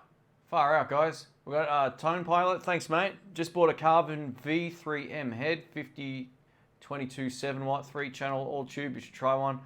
Not too pricey. Also pleased with the Hughes and Kettner heads. Yeah, that was another brand that really surprised me. You know, like Hughes and Kettner was a brand I just wasn't interested in at all. You know, unfortunately, when we're in the studios overseas doing the GigCon thing, the sound wasn't right. Like, we heard a much better sound in the room than what we actually recorded. So yeah, that's another amp that was surprisingly good. But hey, thanks for the super chat, mate. Hope you enjoy the amp. Carbon make great stuff. You know, all they did. Are they still in business? Did they close down? I remember hearing they might have closed down, but yeah, definitely another brand that I would like to try more of is the Hughes and Kettner stuff. I don't really like the look of them, to be honest.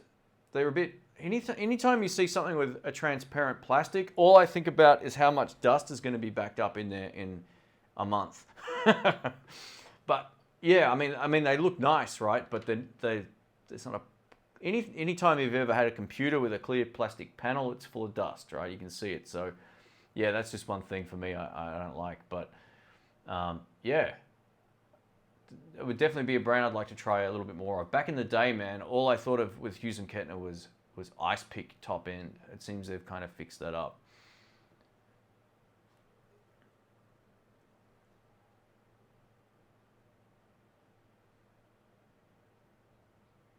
How would you set up an EQ using a Fender Twin Reverb? Oh, here we go. Here's another one of these questions that I already know where this is going. Hang on, where is it? How would you set up an EQ using a Fender Twin Reverb 65 reissue with a humbucker guitar in a live setting? However sounds good.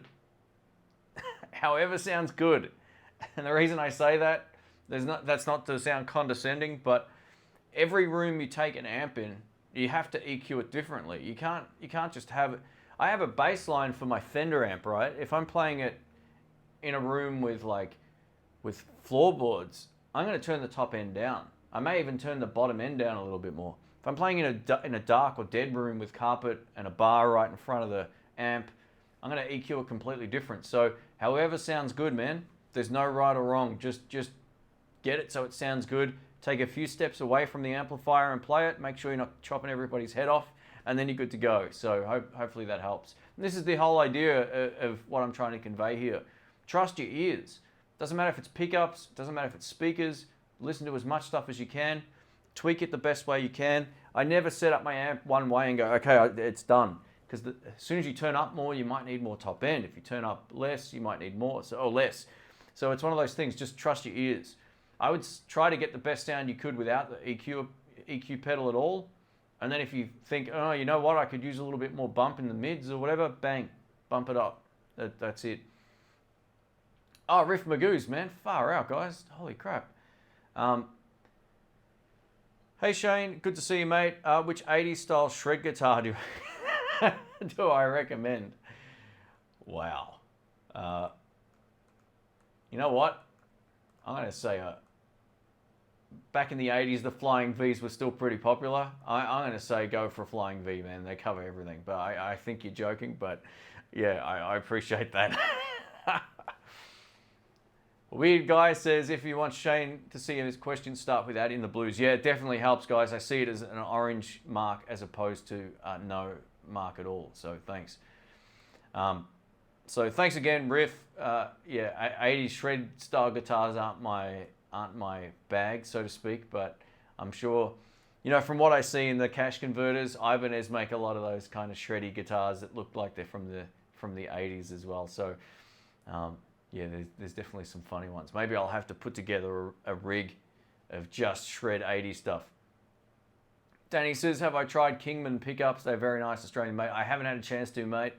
I nearly bought a set of their noiseless P90s a while back, but I didn't. I kind of wish I had have.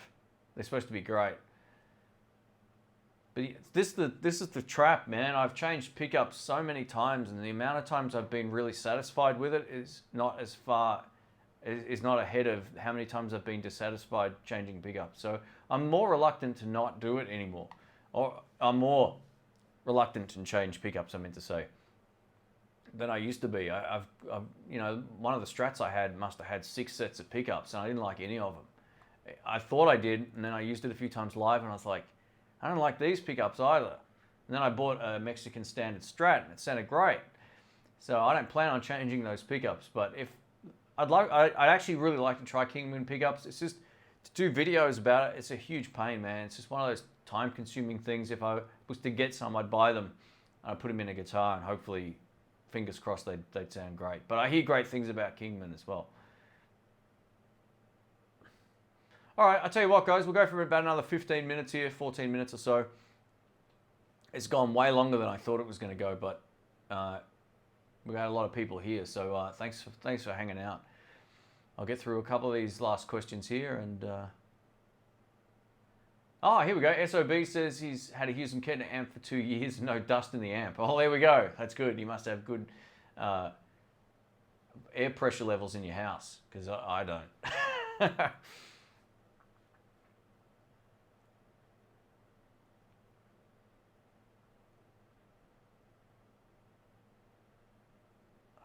What do we got?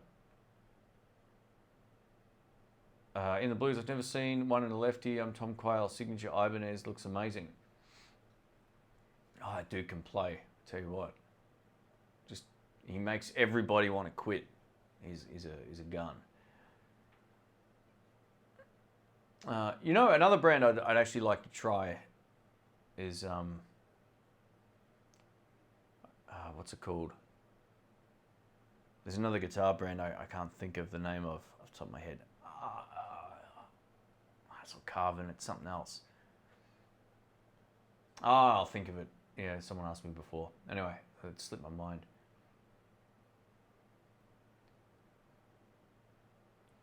At the moment, I might be forgetting something, but I'm pretty sure they. Yeah, I think they're all stock. I've just stopped doing it because I just can't handle it. I can't handle knowing that I might have blown my dough. Tone Pilot says, what was my first paid gig? So my first paid one was, I played with a local rock and blues sort of band. They were called Bazaar. And that was back in, I don't know what year that was exactly. It might have been 1999 or 2000. My first solo gig was with my band was in 2002. I got video of that night actually. And this is what I was saying before, like my tone back then with just an amp and my Strat was not that dissimilar to how it is now. My playing's improved a lot since then, but and without boasting, I can just hear the ideas back then to what I hear in my head now. It's completely different, but yeah, that was it. I think I got like $20 for that gig back then, but yeah, I play for fun. Like I'm doing a festival this Friday night. And it's one where I'm just doing it for the community. Like it's not a paid gig. The drummer I'm playing with, who's been in my band for years, he helps organize that event as well. So these are like gigs we do because we enjoy it. You know, if we get a few bucks at gigs, $100, $60, 70 or whatever each, that's fine. That's enough. I don't really. Yeah, I'm not doing it as a business. You know, I do it now because I enjoy it. And even when I was playing in San Francisco, I kept getting like, hey, here's a bit of money. I'm like, I don't want it. It's just fun. I get it. Yeah, that's the way I treat music. It should be fun. Anytime it feels like a job, it's not enjoyable because you don't get a lot of return, right? Unless you're playing a lot of cover band gigs, and that's not what I enjoy. So I don't do anything musically I don't enjoy. If I don't play either my own music or blues, I'm not going to do the gig. I've made that mistake a few times.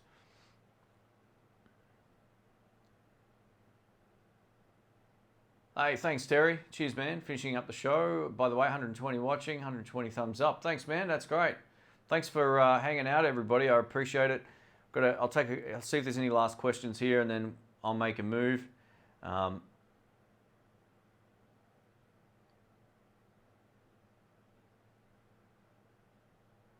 Just wondering where you place your M3 when miking your amp. Hey, that's a good question. You can kind of see it, actually.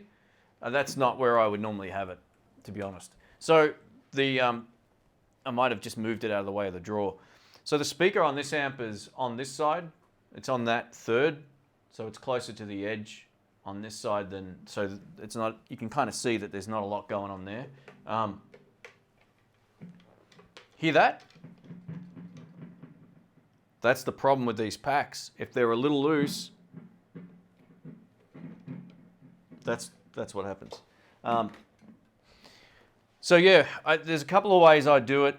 I usually go front on, and I go towards the edge, so the top edge of the speakers, the actual finite edge is there, so I'm about an inch down. There's another way you can do it. Come in on the angle like this, if it sounds better to your ear.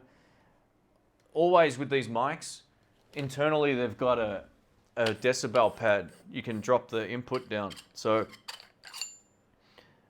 set it to -10, then you won't get any microphone distortion. These are awesome, man. These are just the best all-round microphones. You can use them for like handheld interview stuff, guitar amps, snares, podcasts, everything. They're great. I reckon these are the best electric guitar mics I've ever used. When I purchased this, I bought it for use on hi-hats. I wanted a darker sounding mic for hi-hats because the Rode NT3s I've got are way too bright. And out of reluctance, we used this on a guitar amp because I was out of microphones. I thought, I'll give it a go. It's like, that's the best sounding electric guitar I've ever recorded. It was for a mate of mine project. And yeah, that's the M3. These are great. I'm not sponsored by Rode either. I bought a lot of their mics over the years. They're great. Oh, they did send me one microphone actually. The one I did the review of. I don't know where it is, but yeah, the other 12 or 13 I paid for. All right, guys, we might wrap it up. So hopefully that answers the question. I think, trust your ear, have a listen back before you record anything important. But I always opt for the edge of the speaker. You get less fizz and it sounds more full. Yeah, it's the Rode M3. Yeah, RODE. Hey, Jason, how are you, mate? We got our guitar hack here. Sorry, mate, I didn't say hi before. Far out. So I look away and the chat goes. Pfft.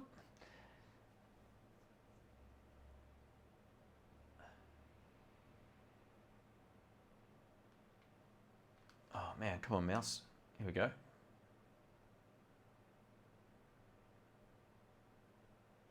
All right, looks like we might be about done. Marco Images says, put a little dot of Velcro on either side of that guitar plug end and it won't move around. Hey, good question, good comment. I might give that a go. Yeah, that's the one thing about them, man. Just the fact that they can cut out a little bit like that sucks, and it does it more on other guitars than others as well. Like the Strat, it's not very good with, but on other guitars it's fine. Yeah, so it's just an interesting thing. I wish there was like just a small spring in there that pushed it out. I have the SM15. I have the SM57 on one of Rode NT1A mic.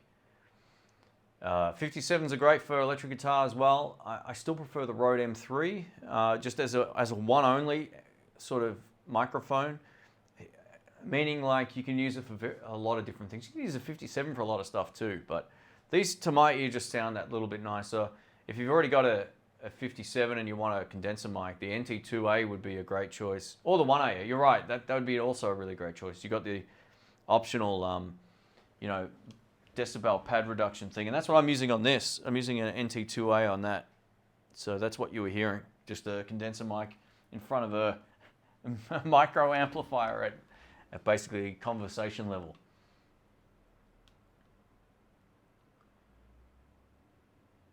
Any thoughts on the Zoom Q2N 4K? Are they those little, let me look that up. Is that little portable camera thing? Let's have a look here. I own a few Zoom products. I got like 3 of them, I think. Let me have a look.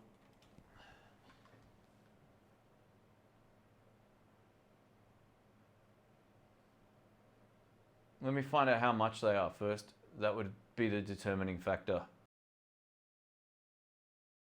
They're pretty cheap or inexpensive in terms of what you're buying.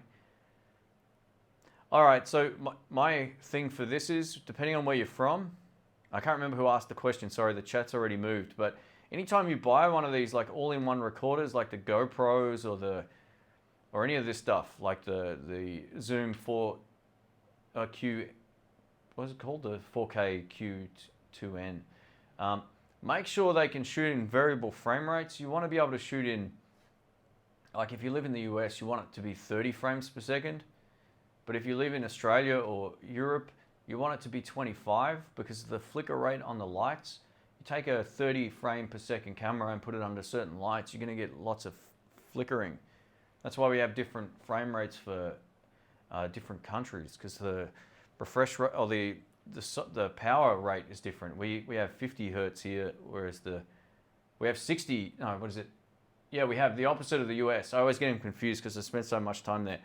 So 60 is the US, 50 is here, and then yeah. So if you take a camera that's a PAL and take it and shoot in the US, which I've done, it looks terrible. There's all these like artifacts on the video because the refresh rate's not right. So make sure it can shoot outside of, make sure it shoots in the native frame rate of wherever you're using it. I think even some of these smaller handheld cameras that came out recently, like the Pocket, DJI Pocket, had to upgrade their frame rates to different frame rates because it was like, not everyone's going to be using them. Anyway, it's a complicated, confusing thing, but just check the frame rates, make sure they're native to wherever you live. But it looks like a cool little camera. The mics will be fine. It probably won't be the best in low light conditions, just based on its size. Most of these smaller cameras suck because their sensor will be tiny, and the smaller the sensor, the worse the actual low light performances, with some exceptions to that, but you might see a lot of grain. Anyway, guys, we'll wrap it up there on a tech note.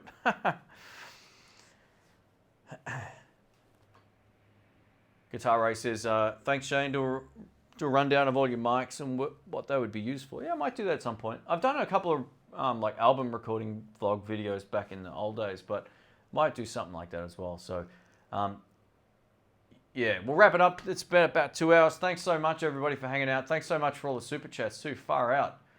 I'm gonna, like I said, if you follow me on Instagram, in the blues with an underscore at the end, check back in about an hour. I'll be posting up some photos of a Pepsi Max in the car or something like that.